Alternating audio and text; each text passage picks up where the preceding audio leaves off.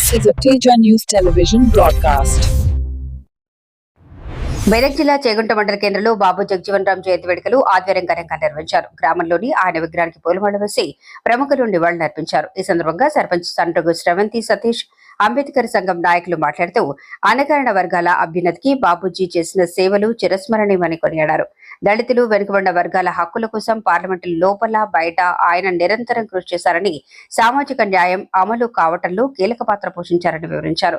కేంద్ర వ్యవసాయ శాఖ మంత్రిగా దేశం కరువు పరిస్థితులను ఎదుర్కొనేందుకు ఆయన చేసిన సేవలను గుర్తు చేశారు. అనంతరం గ్రామానికి చెందిన రామ్ చరణ్ తేజ్ పుట్టినరోజు వేడుకలు నిర్వహించారు. కార్యక్రమంలో గ్రామ ప్రజలు, నాయకులు, ఉపాధ్యాయులు పాల్గొన్నారు.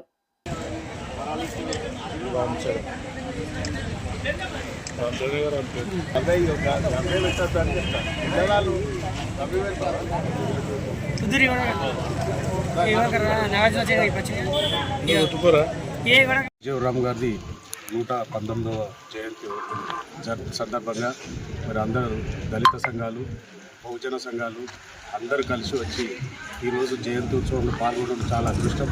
ఆయన ఉప ప్రధాని కూడా చేసి ఎంతో మందికి మార్గదర్శకంగా నిలిచిన మహానుభావుడు.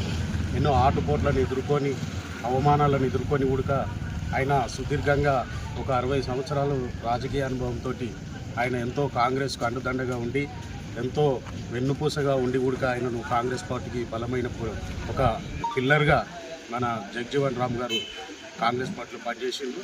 అదేవిధంగా ఉప ప్రధాని కూడా పనిచేసిండ్రు. మరి ఆయన దేశానికి కూడా ఆదర్శవంతమైన సంస్కరణలు ఎన్నో తీసుకొచ్చి మరి దళిత బహుజనులకు కూడా ఎంతో విధంగా న్యాయం చేకూర్చిన మహానుభావుడు. ఈరోజు మన దేశవ్యాప్తంగా ఆయన జయంతి ఉత్సవాలు జరుపుకోవడం, అందులో మేము పాల్గొనడం, మళ్ళీ మా యువ నాయకులతో కలిసి పాల్గొనడం కూడా చాలా అదృష్టంగా భావిస్తున్నాం. ఈ ముందు కూడా యువతరం ముందుకు పోయి ఆయన బాటలో నడిచి అందరినీ కలుపుకుపోయే విధంగా తీసుకోవాలని మన ఈ జయంతి ఉత్సవంలో పాల్గొన్న అందరినీ కూడా వినయపూర్వకంగా కోరుకుంటున్నాను. చేగుంట మండల కేంద్రమైనటువంటి చేగుంట గ్రామంలో బాబు జగజీవన్ రామ్ గారి 119వ జయంతిని ఘనంగా జరుపుకోవడం జరిగింది. ఆయన ఒక మారుమూల ప్రాంతంలో పుట్టినటువంటి మహనీయుడు బాబు జగజీవన్ రామ్ గారు. తాను చదువుకునే రోజుల్లో అనేక అంటరానితనాలను ఎదుర్కొన్నాడు. తాను చదువుకునే సమయంలో ఆ స్కూల్లో ఆ ప్రిన్సిపాల్ గారు 2 కుండలు ఏర్పాటు చేసి, ఒకటి హిందువులది, ఒకటి ముస్లింలది అని పెడితే, ఆ హిందువుల దానికని బాబు జగజీవన్ రామ్ గారు తాను దూపైనప్పుడు నీళ్లు పుంజుకొని తాగుతుంటే తోటి విద్యార్థులు, నువ్వు అంటరాని వాడివి, నువ్వు ఈ నీళ్లు తాగద్దు అని చెప్పి ఆయనను వెలువెట్టినటువంటి ఆ రోజుల్లో ఆయన ఏం చేసిండంటే అనేక అవమానాలను ఎదుర్కొన్నాడు. అయినప్పటికీ ప్రిన్సిపాల్ ఇది హిందూ, ముస్లిము అని ఉన్నది కాబట్టి దళిత కుండ అనేది ఇంకోటి ఏర్పాటు చేసాడు. ఆ దళిత కుండాన్ని ఏర్పాటు చేస్తే ఆ 3 కుండాలను కూడా బాబు జగజీవన్ రామ్ గారు విద్యార్థి దశ నుండి అనేక ఉద్యమాలు చేసి 3 కుండాలను కూడా పలగొట్టినటువంటి గొప్ప మేధావి బాబు జగజీవన్ రామ్ గారు. తాను రాజకీయంలో 50 ఏళ్ల పాటు అనేక వల్పెర్గన్ పోరాటంలో చేసి రాజకీయంగా ఎదిగినటువంటి మహనీయుడు ఎవరంటే ఈ భారతదేశంలో మొట్టమొదటి దళితుడు బాబు జగజీవన్ రామ్ గారి అని నేను ఈ సందర్భంగా తెలియజేస్తున్నా. బాబు రామ్ గారి సందర్భంగా ఇక్కడ అందరూ వస్తున్నాము.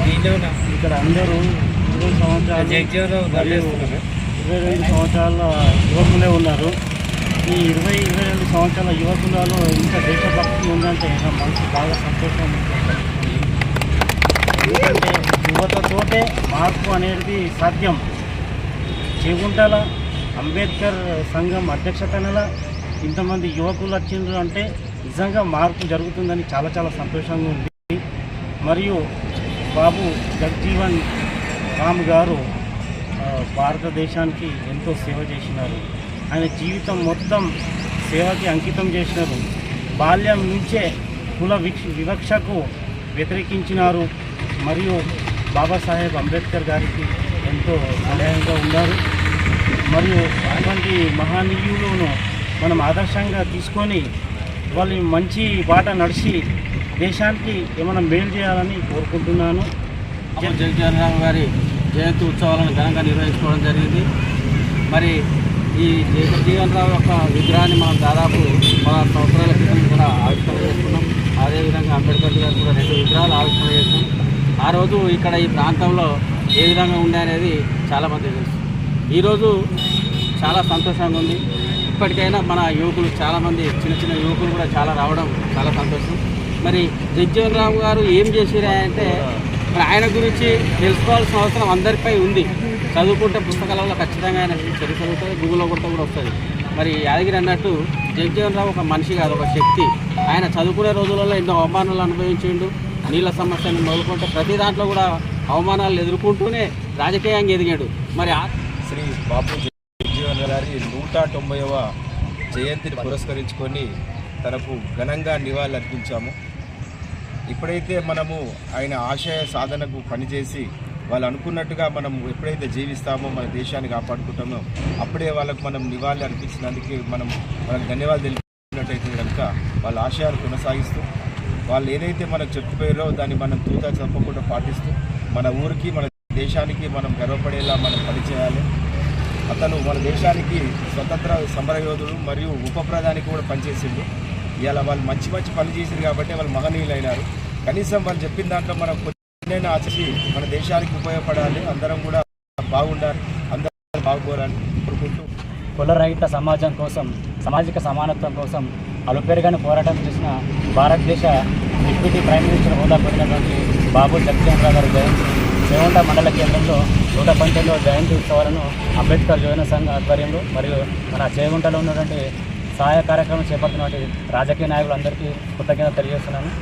అతను భారతదేశ చరిత్రలో ఒక పార్లమెంట్లో 50 ఏళ్ల పాటు ఉండి 37 సంవత్సరాలు సెంట్రల్ క్యాబినెట్ హోదా పొందినటువంటి ఏకైక వ్యక్తి డాక్టర్ బాబు జగ్జీవన్ రామ్.